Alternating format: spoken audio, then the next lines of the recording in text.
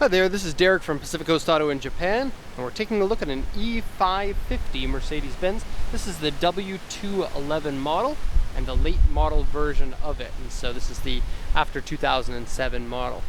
The E550 is special because this is the biggest engine ever in an E-Class non-AMG version of the car. And so I guess you could kind of compare it to the 540 from BMW, but a 5.5 liter engine is much bigger than the BMW's engine. So that's V8 engine, puts out 380 horsepower. And then the car here in Japan is called the E550. In other markets, sometimes it's called the E500, but the 550 is the name in Japan, and in some markets, I just don't know where else. Engine running condition is good. Oil and coolant have been checked, and they are both very good. And 380 horsepower is a lot. It is a big luxury car, but 380 horsepower is going to make short work of any road that you want to. It also has a few modifications like AMG front bumper, AMG wheels, AMG exhaust, and the vehicle inside and out is in extraordinary condition, especially for the mileage, which for Mercedes-Benz and a specialty model like this one is rather on the high side for a Japanese car at 84,394 kilometers, but worldwide it's not very high. Nonetheless, the condition of it looks like it's better than your average car with 84,000 kilometers on it. Close the hood there. So the late model one gets different headlights and different grille treatment. It looks like this AMG front bumper is a late model AMG styling. Okay, so first off we're going to go over the auction sheet here, then we'll go over the exterior and then the interior. Okay, so it's a 2007 Mercedes-Benz E550 Avant-Garde S with 5.5 liter V8. This is an auction grade 4.5 and interior B. This one was bought from a Japanese auction, and we're going to be sending this one to Germany. And it feels a little bit funny, and I think we get this question a lot. But why would we get a left-hand drive car in Japan? For one, because Japan is a right-hand drive country. And secondly, why would somebody in Germany want to buy a car that is a German car that was available in Germany? So that is a good question, but most of it comes down to vehicle condition, low mileage, and availability. Especially for the kind of rarer models, like the high-end engine one of this, it can be a little bit hard to find a good one in your own country, and may be more expensive if you end up getting one in a similar condition. And it's very windy today, so pardon me. You'll hear the trees, and the camera will shake a little bit more because it's blowing the camera out of my hands. Okay, so 84,394 kilometers. Comes with sunroof, black leather seats, AMG exhaust, 18-inch wheels. Oh, I'm sorry, my camera strap's in the way. Left-hand drive, and so in Japan you can get left-hand drive or right-hand drive cars. Comes with Harman Kardon audio. Comes with standard navigation. Comes with warranty papers and owner's manual. And a lot of times it comes with history sheets. The warranty paper shows a lot of the repair history of the car while it's in warranty, and then typically the car will still come with some sheets of history for when it was out of warranty. Interior is slightly dirty and scratched, and then here it says the window switch is sticky, which is a common problem on the Mercedes-Benz cars of this era, also Maserati and Alfa Romeos for some reason. Front bumper has a scuff, windshield rock chip, and the rest of the body is perfect except for one tiny dent. And a U1 dent is basically about a quarter of the size of a penny, and so usually not noticeable. And I couldn't find it on the car. The car body looks excellent, and the color match on the bumpers looks excellent, and the paint is nice and glossy and beautiful. You can tell that it's painted with a nice high quality paint. Looks gorgeous. The E-Class is the medium-sized car from Mercedes-Benz. Everybody kind of knows that already. But having that engine in there with the super horsepower and the AMG exhaust, the sad part is the sound deadening inside the vehicle is so good that you don't get to hear very much from the outside of the car.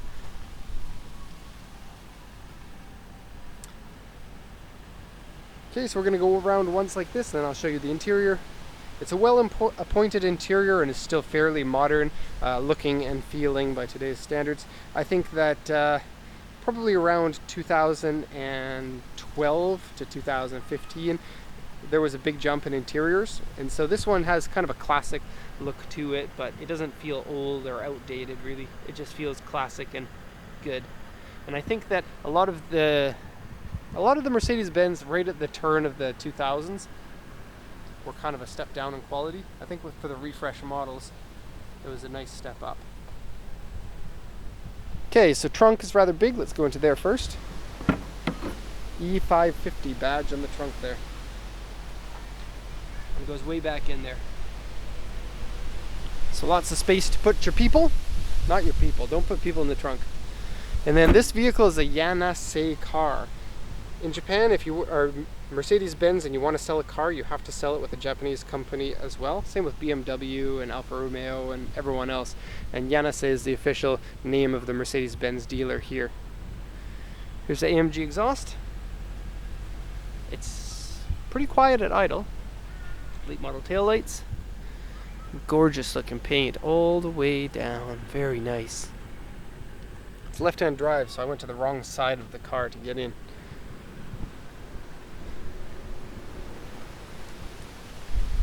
On the channel here, you see a lot of Japanese cars, not a lot of Euro cars, but we actually sell lots of Euro cars to dealers. Okay, so these door cards look different on the late model ones like this. You get different wood trim and you get different leather. The buttons here are the same though. Power windows all work properly and the power seats are multi-directional and folding mirrors. The Harman Kardon audio lets you know that it's Harman Kardon. And I'm guessing it sounds pretty good because it's a brand name speaker system. But I don't know because I've never heard it myself.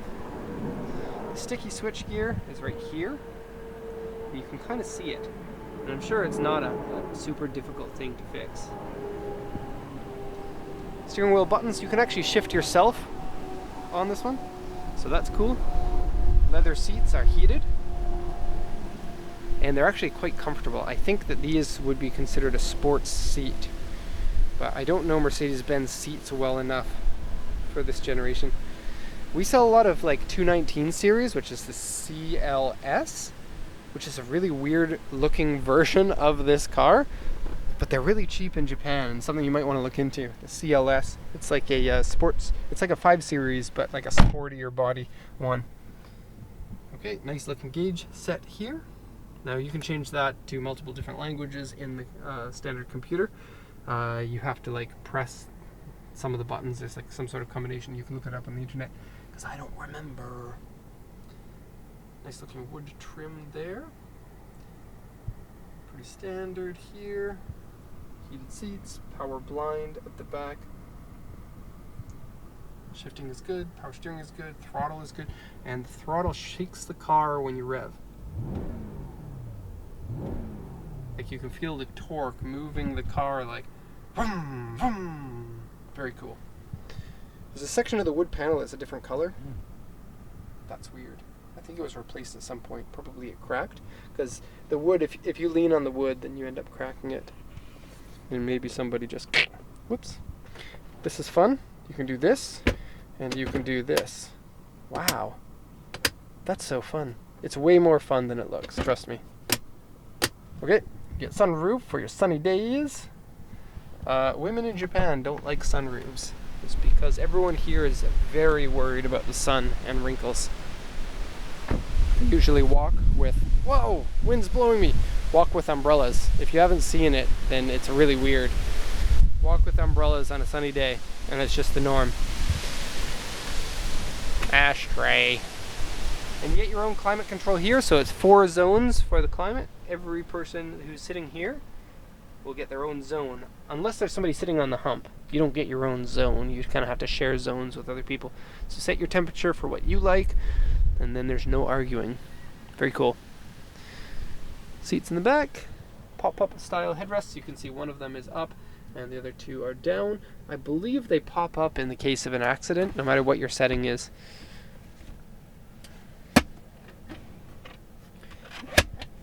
Okay. And just show you here the front. And I love the vents here in the pillars, so that the rear passengers get the 2 vents, one from the center and one from the side.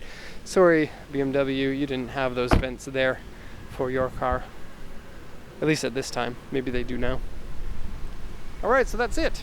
Good looking, good performing, good condition. E550. So thanks for watching. If you have any questions, please let me know. Otherwise, you can check out the comment section for some lively discussion, or you can check out our website. There's a link to that in the description. Thank you everyone for watching my video, and have a super nice day.